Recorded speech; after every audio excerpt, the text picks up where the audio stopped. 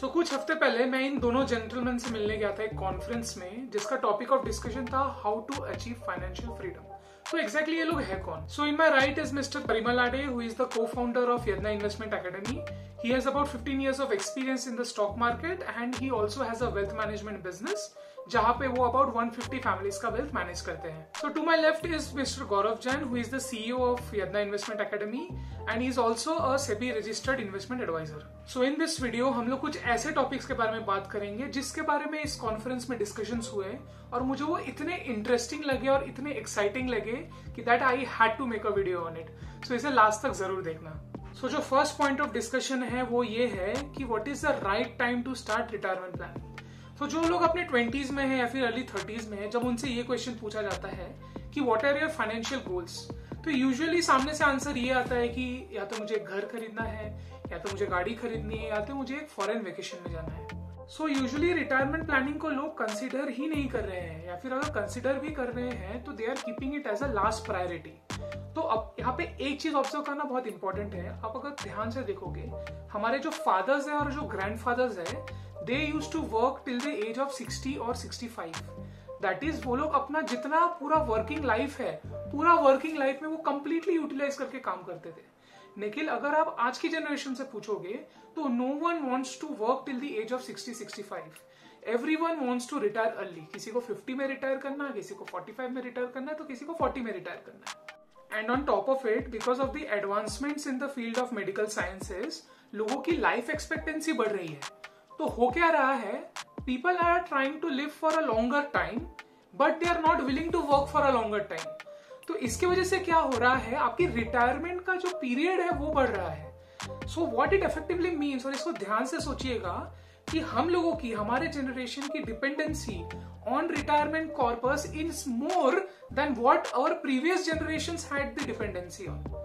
सो इसका मतलब क्या है कि रिटायरमेंट प्लानिंग को हमको एज अ प्रायोरिटी लेना है और हमको आज ही के आज प्लान करके उसके लिए इन्वेस्टमेंट्स करना चालू करना है. सो जो हमारा सेकंड पॉइंट ऑफ डिस्कशन है वो है डिलेइंग एसआईपी इन्वेस्टमेंट्स. सो बहुत लोगों का ऐसा मानना है कि हमारी उम्र अभी कम है और हम लोग कमा रहे हैं तो हम लोग पूरी तरीके से मजे करेंगे. Will convert the entire salary into our expenses. हम लोग एडवेंचर्स पे जाएंगे, हम लोग एक्टिविटीज करेंगे, will live our life to the fullest, क्योंकि भाई यही उम्र है. सो जो इन्वेस्टमेंट है, इन्वेस्टमेंट अगले महीने से करेंगे. जो एसआईपी है, will start it from the next month. और इसकी वजह से क्या होता है, वो एक महीना gets converted to many months. But हम लोग एक चीज भूल जाते हैं यहाँ पे कि बाय ईच मंथ हम लोग जो उस एसआईपी को डिले कर रहे हैं, we are losing on a lot of compounding. So इसे एक एग्जांपल से समझते हैं. So if you decide to delay a SIP of ₹10,000 for even 1 month over a period of 30 years at a rate of 12% per annum, जो कि बहुत nominal return है पाने के लिए, the corpus becomes 3 lakh rupees. मतलब आपका जो 10,000 रुपए है वो 3 लाख रुपए बन सकता था, बट नहीं बन पाया क्योंकि आपने वो महीने में इन्वेस्ट नहीं किया. सो कंपाउंडिंग एक ऐसी चीज है ना, इट्स अ मैथमेटिकल फेनोमेना जो कि आप नहीं भूल सकते. आप सारा मैथमेटिक्स भूल जाओ, just know compounding, it will do wonders for you. So start your SIPs today. So जो थर्ड पॉइंट ऑफ डिस्कशन है वो है लोन्स वर्सेस इन्वेस्टमेंट्स. सो आप में से बहुत लोग होंगे जिनके पास ऑलरेडी लोन होगा या फिर जो लोन लेना चाहते हैं. So you would have already known कि बहुत सारे कैलकुलेशंस जाते हैं इस चीज में, right. Lot of people do a calculation कि अभी इंटरेस्ट रेट बहुत कम चल रहा है, अभी अगर लोन लेंगे तो will save on this money interest, ठीक है.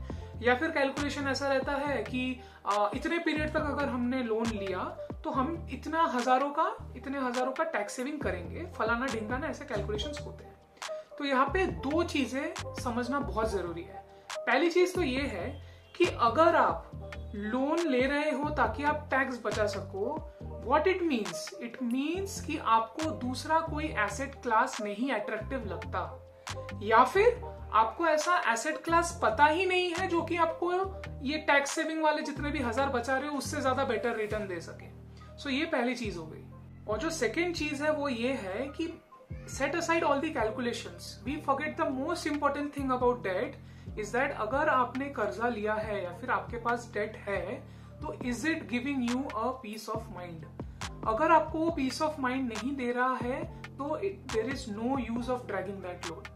The psychological impact of a debt is equally or more important than all the calculations around it.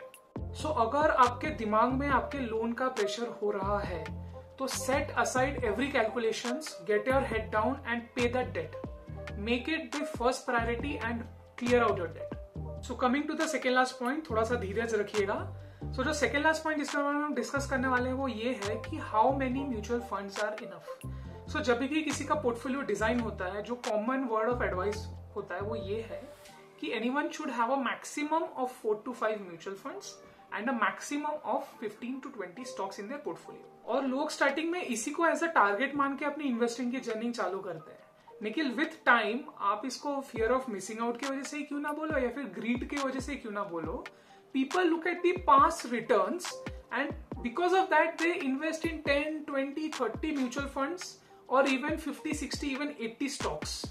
तो डाइवर्सिफिकेशन के नाम पे लोग पूरा का पूरा स्टॉक मार्केट खरीद लेते हैं और फिर कुछ साल बाद रियलाइज होता है कि अरे मैंने तो बहुत डाइवर्सिफाई किया था तो भी मेरे को एवरेज रिटर्न्स क्यों आए, मेरे को बेंचमार्क जितने रिटर्न्स क्यों आए. तो भैया अगर आप पूरा का पूरा स्टॉक मार्केट खरीदोगे तो आपके जो रिटर्न्स है वो भी पूरे स्टॉक मार्केट का एवरेज ही होगा ना. आप उसको आउट परफॉर्म कैसे करोगे. So to be very frank, even 2 से 3 म्यूचुअल फंड्स, स्टॉक्स भूल जाइए, even 2 to 3 mutual funds are more than enough to help you achieve your financial goals. तो I know complications are very seductive. बहुत अच्छा लगता है complicate करना, but simplification is the thing which will actually do good for you. So I have saved the best for the last. So the final topic for discussion है वो ये है कि inflation is not what you think it is. So जब भी हम लोग inflation के बारे में बात करते हैं हमारे दिमाग में एक फिगर घूमता रहता है which is 5 to 7%. ये जो डेटा है ये गवर्नमेंट रिलीज करती है एवरी मंथ. सो जो एक चीज है जो हम लोग इसमें ऐड करना भूल जाते हैं वो है लाइफस्टाइल इन्फ्लेशन. सो 2 साल पहले जो हम लोगों ने 15,000 रुपए का फोन खरीदा था, ऐसा नहीं है कि वो सेम फोन अभी 25,000 का हो गया है. इनफैक्ट जो 15,000 का मोबाइल था वो अभी 12,000 का हो गया होगा. लेकिन अभी अगर हम लोग मोबाइल खरीदने जाएंगे तो हम लोग 25,000 का फोन लेंगे with the better features and everything, right. So ऐसी सिमिलर चीज हमारे हर वांट के साथ होती है. तो जो गवर्नमेंट डेटा रिलीज करती है 5 to 7%, it is the need based inflation कि हमारे जिंदा रहने के लिए जो चीजें हैं उनका रेट कैसे बढ़ रहा है, उनमें कितना इन्फ्लेशन है.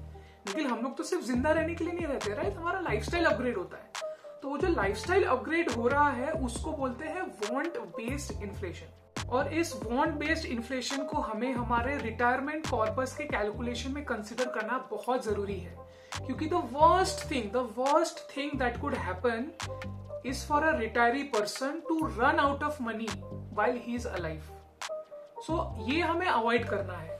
तो जब भी आप रिटायरमेंट कॉर्पस का कैलकुलेशन करोगे, नीड बेस्ड इन्फ्लेशन और वांट बेस्ड इन्फ्लेशन दोनों को ऐड कीजिए and then calculate your retirement corpus. I hope आपको ये वीडियो इन्फॉर्मेटिव लगा होगा. चैनल को सपोर्ट करने के लिए लाइक और सब्सक्राइब जरूर कीजिएगा. अगले वीडियो में मिलते हैं, तब तक के लिए टेक केयर एंड बाय.